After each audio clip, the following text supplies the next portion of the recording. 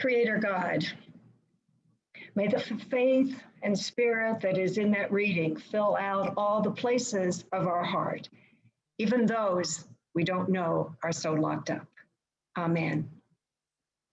At the risk of sounding like Christmas in July, I want to pause Joe's feeding of the 5,000 story for a moment and head back to the Gospel of Luke. I think Mary's response in the Annunciation story is really important one for us to have here today. For when she hears the angel Gabriel tell her she's going to have a child, in fact, a child whose impact on the world will have no ends, she doesn't respond the way you might think, at least if you didn't already know her really well.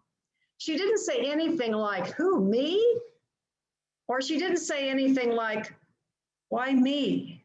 She didn't counter with anything that might mean she felt hesitant or unworthy. What she said was, "How?" How? And her how was a great question because God is great with the hows. When the hows are for God's good ideas, God is right there with the hows. Listening for God's hows makes all the difference when it comes to miracles. The setting in today's miracle is pretty clear. Jesus and his disciples just anchored their boat. They'd anchored their boat and they'd gone up to the hillside and they saw the hungry people that were on the way. Back on that hillside, there is nothing random about Jesus. Nothing random about Jesus and the words he says, the relationships he makes, his teaching, the actions he lives out. Jesus is always accountable for his own actions, never blaming someone who's not at the table. What we see is Jesus always seeking out, loving all, marching for, protesting about, dissolving boundaries and borders, rather than building borders and boundaries. And when it comes to his miracles, of which there are many recorded, notice that in each of the miracles, there are 4 parts. First, the setting, then the problem, then the miracle itself, and lastly, the aftermath. Lastly, the aftermath. So we've got the setting well in mind, Jesus and his disciples and the hungry crowds on the way. So the problem was 5,000 men to feed, not counting all the women and children, because they never counted women and children when they tallied the crowd back in those days. The disciples, seeing the problem, were pretty much, let them go find food for themselves. That's where the miracle itself comes in. Andrew, the disciple, offers a minority opinion when he says something like, "We'd better start looking around."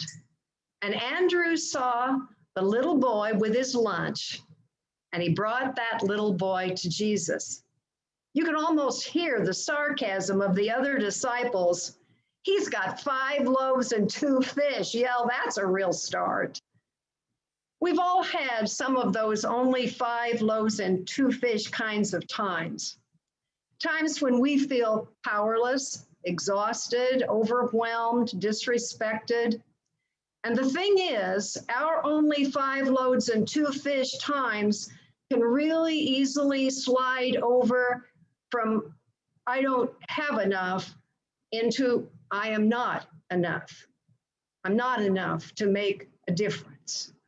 I'm not enough to matter. I'm not enough to count.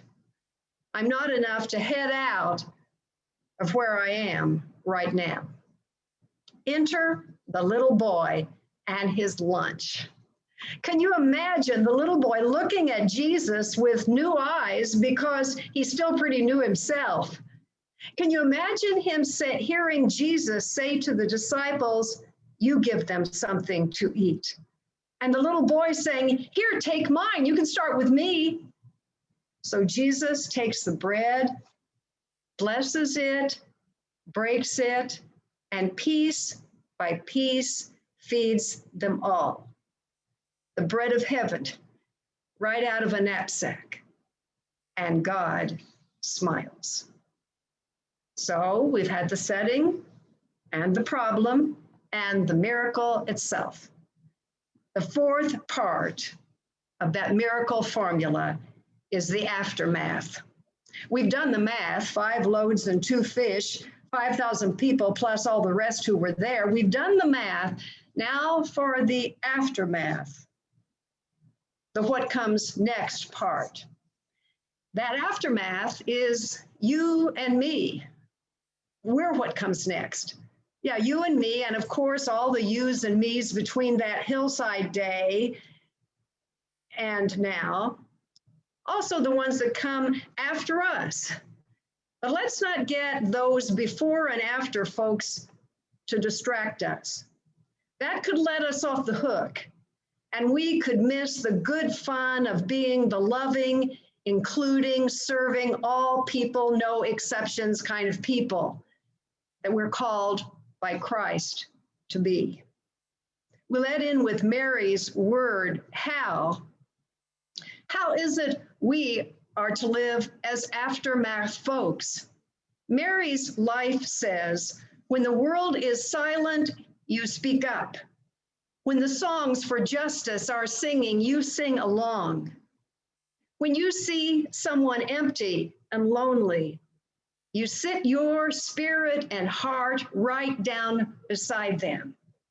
And when there's not enough of enough to go around, especially when you're pretty sure your enough is quite small, you stand right up, you hold it high, and you say, use mine.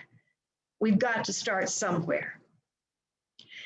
Wouldn't we like the problems of our life that show up in our setting to get to that miracle part right away? Wouldn't we like that fourth part of the miracle formula to come right up and show its face to us? Let's just get to that aftermath. You know how it is with the Gospels. It's read ahead, just a few verses, and it's all going to work out. But everything seems to take longer than a few verses. But there is for us always that sure and certain truth wherever we are. God is here and on our side. In our life, the change in our story, the resolution, the working out part is not often just a few verses away. The healing isn't always going to be a cure. The storyline of the setting and problems can go on and on and on. The scripts we're looking for that we want so seem illusionary, and the world in which we live it out is full of pushback people and pushback times. It's not how we want things to go, we say. In our more than a few verses life, we need to be vigilant, to be observant, to be flexible, to be patient. What we really need is to hang in there. Our aftermaths take a life of their own, and we are here this morning to say to you and to ourselves, remember, God is here and on our side. I'd like us to take a deep breath for a moment, because where we've gotten now to this point is thinking a lot about our problems, our situation, or the situation about people about whom we care. So let's take that deep breath and let's look at for a moment another story that is one exactly like the feeding of the 5,000, except it's not a little boy this time, it's 3 little girls. It's exactly like the feeding of the 5,000, but it doesn't take place on a hillside in the Middle East. It takes place in the 20th century in the southern part of the United States. That story, exactly like the feeding of the 5,000, isn't about a hungry crowd. It's about the hunger for equality in segregated schools. And right out now in 2021, there's a group of activists who call themselves Moms for Liberty. And they have their counterparts growing now across the country. People who don't want Ruby Bridges' book to be read in the schools. Ruby Bridges Goes to School, My True Story is its name. And they don't want it to be taught, they say, because it's just too negative. One of the main characters in the 1960s school segregation story may not have been first century Jesus, but it was one of Jesus' emissaries. It was Clarence Butler, who went by Al, so we'll call him Al. Al had been in the Navy, he'd been in the Air Force, he'd been a county police officer and a member of the state police. And then he became a member of the United States Marshals Service. He was vital in the success of public school integration in New Orleans, Mississippi, and Alabama. And he was the one who led the protective operations for the Freedom Riders and for the security of Dr. King in Selma. And Al was one who walked not Ruby Bridges into her school, but 3 other little girls into the New Orleans elementary school where they lived every day, every week, every month. Those little girls of color, you don't remember their names. Norman Rockwell didn't put that picture on the front of the Saturday Evening Post, and we don't have a place in the Children's Museum in Indianapolis that has their names on it, and it is right and good to have one person represent all of that and call us to the rest, but I don't want us to forget those 3 little girls in the New Orleans school that Al walked every day. I want their names to be known too, so I read them to you now. Gail Stripling, Leona Tate, and Tessie Prevost. Al was the one, along with others, who coordinated and helped them cross the color line into schools, with protesters on the outside waving signs and screaming as they walked by. One of the signs read, "All I want for Christmas is a clean white school." And that was the chant that those there said many days. Al died a decade ago. And before he died, he told his wife, Patricia, he wanted his ashes sprinkled in front of that New Orleans School 19, McDowell Elementary School, because that was the best work, he said, he had done in his whole life. And Gail and Leona and Tessie were all there that day, a decade ago, when Al's ashes were spread in front of their own school. Al lived an aftermath life, and we're all called to live it out with him now. Like Mary, Al didn't say, why? He asked, how? He asked how, and then he helped figure the hows out through God. You see, the angel was right. The impact of Mary's child on the world has no end, not ever, not now. So we live out all the verses that make up our story and the story of others. And as Good Samaritan, we do our part together. The Franciscan priest and author Richard Rohr says, "It's as if God is saying, all I want are some living icons out there who will communicate who I am, and what I'm about and what is happening in God right now. God says, watch what God does and do the same thing. It's not do things right and you'll go to heaven. It's live like me and make where you are and those who are in it heaven now. Now, Richard Rohr's living icons might sound a little heavy to you, but how about you and me and the rest of the yous and me's answering the call we hear to be the living instruments of Christ? For Mary, who knows Christ well, is here to remind us, don't underplay your part. It's not why me you're about, it's God's how. And your how comes factory installed within you by God. For you are the living instruments of Christ, you and me, and all the others when we put our lives together. Amen. We have a couple of questions now that Barbie's going to put up. And you can answer them in any way or share anything that comes to your mind. But the first question is, when have you had an only 5 loaves and 2 fish kind of time? And there was someone there reflecting the light of God who showed up by your side.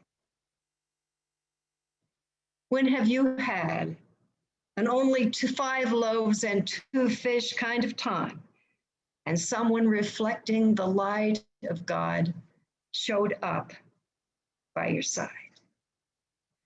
Another way to look at the same storyline is that the bread of heaven has been packaged in many ways. In what ways has it been packaged for you? In what way has the bread of heaven, the body of Christ, been packaged in your life?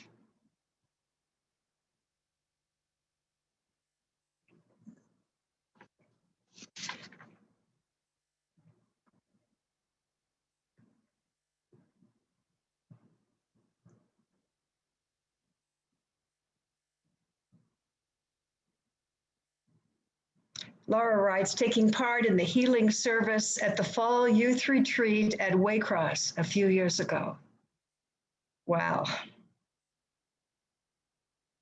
Just your writing that, Laura, takes our hearts there too.